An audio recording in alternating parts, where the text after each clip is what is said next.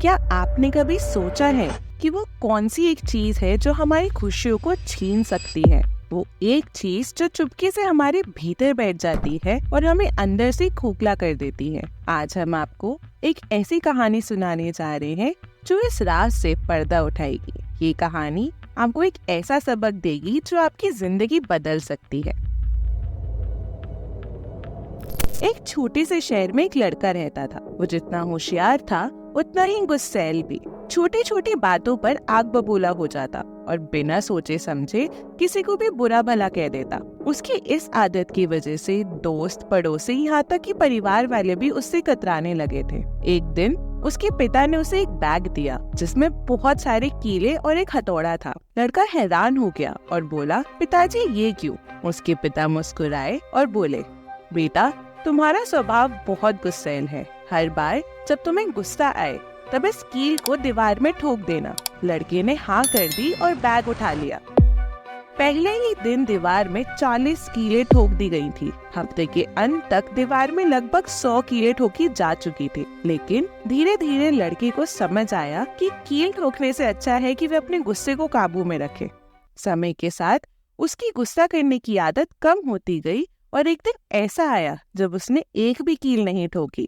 फिर वे अपने पिता के पास गया और अपनी प्रगति के बारे में बताया। उसके पिता ने उसकी तारीफ की और फिर उसे एक नया सुझाव दिया। उन्होंने कहा, जब अब तुमने अपने गुस्से पर काबू पाना सीख लिया है तो हर दिन जब तुम शांत रहो और गुस्सा ना करो तब एक कील को दीवार से निकाल देना। लड़के ने ये बात भी मान ली और हर दिन जब वे अपने गुस्से पर काबू रखता तब एक कील निकालता। कुछ ही दिनों में सभी कीलें दीवार से निकाल दी गई थी। लड़का खुशी खुशी अपने पिता के पास गया और उन्हें ये बात बताई। पिता ने उसके हाथ को थामा और उसे दीवार के पास ले गए। फिर बोले, बेटा तुमने गुस्से पर काबू तो पा लिया, लेकिन इस दीवार को देखो, इसमें जो छेद हैं वो हमेशा रहेंगे। पिता ने समझाते हुए कहा, जब तुम गुस्से में किसी को बुरी बातें कहते हो तो वो भी ऐसे ही निशान छोड़ देती है। माफी मांगने से बात तो खत्म हो सकती है, लेकिन वो घाव, वो निशान कभी नहीं जाते।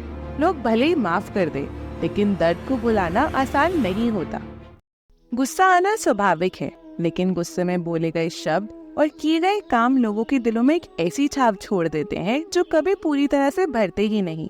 जैसे एक टूटा हुआ कांच जोड़ा जा सकता है, लेकिन दरारें हमेशा रह जाती हैं। गुस्से में कई गई बातें भी ऐसे निशान छोड़ देती हैं जिन्हें माफी से मिटाया नहीं जा सकता। इसलिए जब भी गुस्सा आए तो सोचो, क्या ये शब्द किसी को कष्ट पहुंचाने लायक है? क्रोध एक ऐसा भाव है जो हमारे जीवन में सबसे ज्यादा नुकसान पहुंचाता है।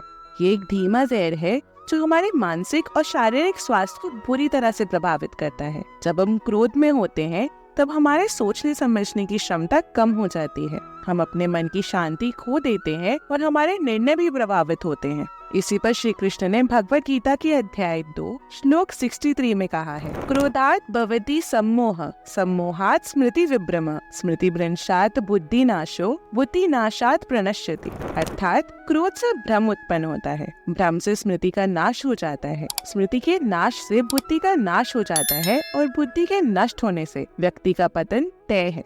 कहते हैं हमारा सबसे बड़ा दुश्मन कहीं बाहर नहीं बल्कि हमारे भीतर ही होता है। क्रोध वो जहर है जो धीरे धीरे हमारी जिंदगी को तबाह कर देता है। जब हम गुस्से में होते हैं तो हम खुद पर नियंत्रण खो देते हैं। ये क्रोध न सिर्फ हमारे रिश्तों को खराब करता है बल्कि हमारे स्वास्थ्य और मानसिक शांति को भी चुरा लेता है। इसलिए क्रोध पर काबू पाना ही असली ताकत है। दूसरों पर हावी होने से पहले हमें खुद पर काबू करना आना चाहिए। अपमान करके दुश्मन बनाने से अच्छा है प्यार करके दोस्त बनाना। जो लोग तुमसे कहते हैं कि मेरे पास वक्त नहीं है, उनकी खास रिश्तों की गिनती में शायद आपका नाम ही नहीं है। पतझड़ हुए बिना पेड़ पर नए पत्ते नहीं आते। ठीक उसी तरह कठिनाइयों व संघर्ष सहन किए बिना इंसान के अच्छे दिन नहीं आते।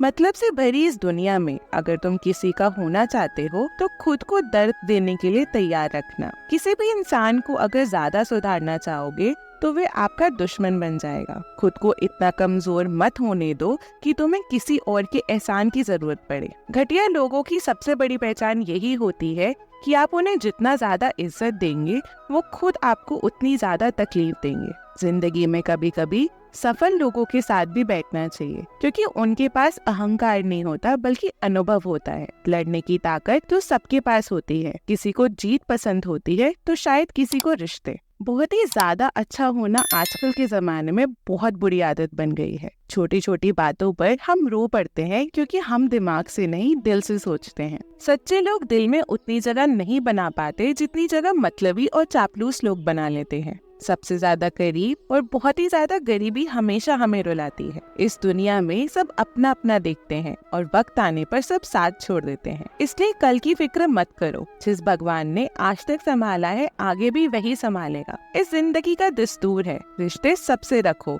पर उम्मीदें किसी से भी नहीं। इस संसार में लोग किसी के बारे में अच्छा सुनने पर भरोसा नहीं करते, जबकि बुरा सुनने पर यकीन कर लेते हैं। इंसान को बादाम खाने से उतनी अकल नहीं आती जितनी अकल धोखा खाने से आती है। पैसा एक ऐसी चीज है जो इंसान को ऊपर तक ले जा सकता है, लेकिन इंसान पैसों को ऊपर तक नहीं ले जा सकता। हमेशा याद रखना कि पहाड़ पर चढ़ने वाला व्यक्ति हमेशा झुक के चलता है और पहाड़ से उतरने वाला व्यक्ति हमेशा अकड़ कर। इसका मतलब ये है कि अगर कोई व्यक्ति झुक के चल रहा है तो वह ऊंचाई की ओर बढ़ रहा है, सफलता की ओर। लेकिन अगर कोई व्यक्ति अकड़ कर चल रहा है तो इसका मतलब साफ है कि वह असफलता और नीचे की ओर बढ़ता चल रहा है। याद रखना कि अभिमान की ताकत भगवान को भी शैतान बना देती है और नम्रता की ताकत शैतान को भी भगवान बना देती है। तो दोस्तों, अगर आपको ये पॉडकास्ट पसंद आया हो तो पौराणिक टॉक्स चैनल को सब्सक्राइब जरूर करें। ऐसे ही और वीडियो के लिए जुड़े रहिए, क्योंकि हम साथ मिलकर भगवत गीता से जुड़े ज्ञान को